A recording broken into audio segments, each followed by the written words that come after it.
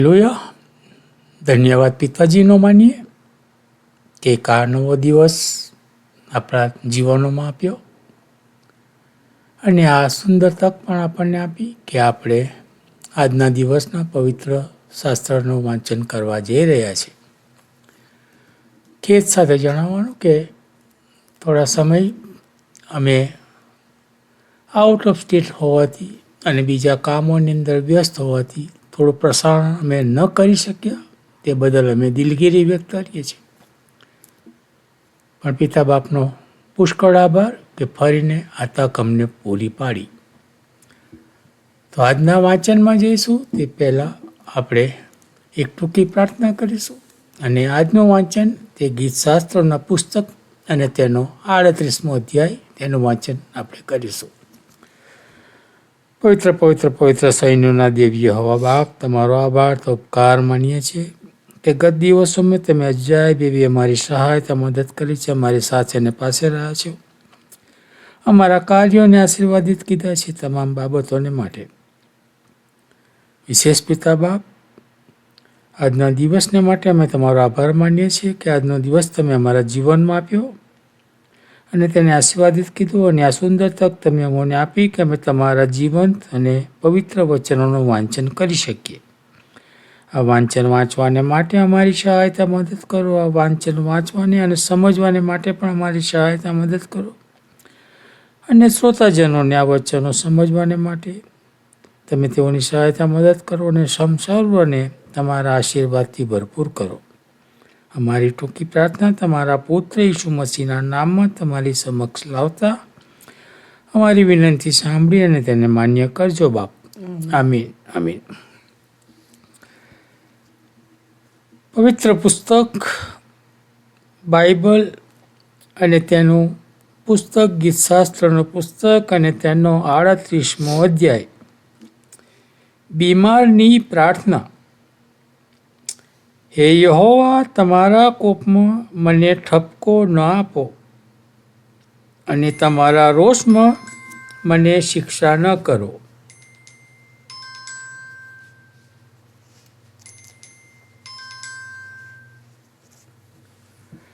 કેમ કે તમારા બાણ મને વાગ્યા છે, તમારો હાથ મને જોરથી દાબે છે.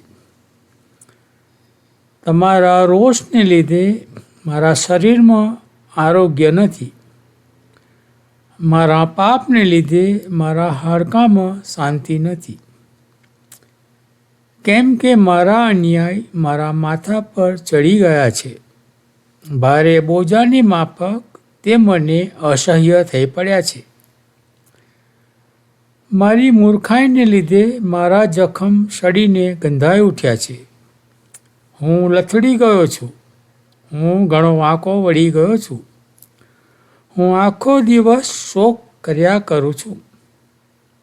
કેમ કે મારી કમરમાં પુષ્કળ બળતરા થાય છે અને મારામાં આરોગ્ય નથી. હું બેહોશ થયો છું તથા ઘણો કચડાઈ ગયો છું. મારા હૃદયના ગભરાટને લીધે મેં બૂમાબૂમ કરી મૂકી છે. હે પ્રભુ, મારી સર્વ ઈચ્છા તમે જાણો છો અને મારો વિલાપ તમને અજાણ્યો નથી. મારું હૈયું ધડકે છે, મારું બળ ઘટી ગયું છે અને મારી આંખોનું તેજ પણ જતું રહ્યું છે. મારા સ્નેહીઓ તથા મારા મિત્રો મારા દર્દને લીધે દૂર થઈ ગયા છે અને મારા સગા દૂર રહે છે. જેઓ મારો જીવ લેવા તાકે છે તેઓ ફાંદા માંડે છે અને જેઓ મને ઉપદ્રવ કરવા મથે છે તેઓ હાનિકારક વાતો બોલે છે અને આખો દિવસ કપટ ભરેલા ઈરાદા કરે છે. પણ હું તો બહેરા માણસની જેમ તે સાંભળતો નથી અને મૂંગો માણસ પોતાનું મુખ ઉગાડતો નથી તેના જેવો હું છું. હા, જે માણસ સાંભળતો નથી અને જેના મુખમાં દલીલો નથી તેના જેવો હું છું. કેમ કે હે યહોવા, હું તમારા પર આશા રાખું છું. હે પ્રભુ મારા ઈશ્વર, તમે ઉત્તર આપશો. કેમ કે મેં કહ્યું, રખેને તેઓ મારા પર હરખાય. મારો પગ લપસે છે ત્યારે તેઓ મારી સામે વડાઈ કરે છે. હું લથડી પડવા તૈયાર છું.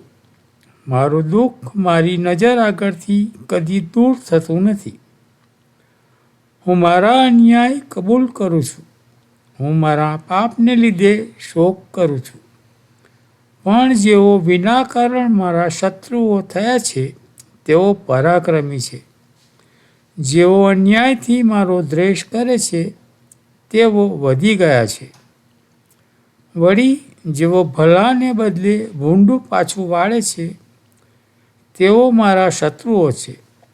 કારણ કે જે સારું છે તેને હું અનુસરું છું. હે યહોવા, મને ન તજી દો. હે મારા ઈશ્વર, મારાથી દૂર ન થાઓ.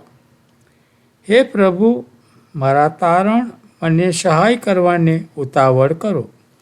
પ્રભુ આ આપેલા જીવંત વચનોને આશીર્વાદિત કરે. પ્રાર્થના કરીશ. હે અમારા જીવંત અને પ્રેમાળ પરમેશ્વર પિતા, રાજાઓના રાજા અને પ્રભુઓના પ્રભુ, આકાશ જેનું રાજ્ય છે અને પૃથ્વી જેનું પાયસન, એવા અમારા મહાન અને સનાતન ઈશ્વર પિતા, અમે તમારો પુષ્કળ આભાર તથા ઉપકાર માનીએ છીએ બાપ, કે તમે અમને અત્યાર સુધી સાચવો છો, સંભાળો છો, પુષ્કળ આશીષ અને તમારી કૃપા આપો છો, અને વિશેષ તમે અમને જીવન પ્રભુ મળ્યા છે એના માટે પણ અમે તમારો પુષ્કળ આભાર માનીએ છીએ.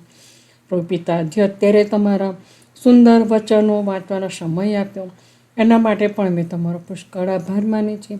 તમારા વચન પર પુષ્કળ આશીષ અને કૃપા આપો. આ વચનો જે તમારા દીકરા દીકરીઓ સાંભળે છે પ્રભુ, એક એકના હૃદયમાં તમે વાત અને વ્યવહાર કરજો પ્રભુ, અને આ વચનો દ્વારા અનેક આત્માઓ તમારી ગમ ફરે એવું તમે થવા દેજો. હજુ એવા લોકો છે પ્રભુ જે તમને ઓળખતા નથી, તમારા વચનો હજુ સાંભળ્યા નથી, વાંચ્યા નથી, ત્યારે પ્રભુ પિતા એ લોકો તમારા બાળકો બને, તમારા વચનો સાંભળે અને તમારા વચનો પ્રભુ વાંચે એવું તમે થવા દેજો.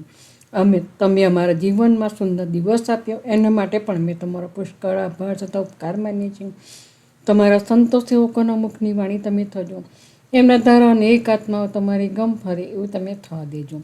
ઇન્ડિયામાં પુષ્કળ ગરમી પડી રહી છે પ્રભુ પિતા, ત્યારે બાપ અમે શું માગીએ, કારણ કે તમે આ તો તમારા આવવાના બધા દિવસો નજીક થઈ રહ્યા છે, ત્યારે પ્રભુ પિતા એ ગરમીને તમે કબજામાં લો અને રાહત થાય એવું તમે થવા દેજો. પશુ પંખી પ્રાણીઓની અને તમારા બાળકોની પણ તમે કાળજી લેજો, સંભાળજો, એ તમારી અમે કૃપા માગીએ છીએ. પ્રભુ પિતા, દરેકને તમારા આશીષ અને તમારી કૃપા આપજો. અને પ્રભુ, અમે તમારા હાથોમાં સોંપાય છે.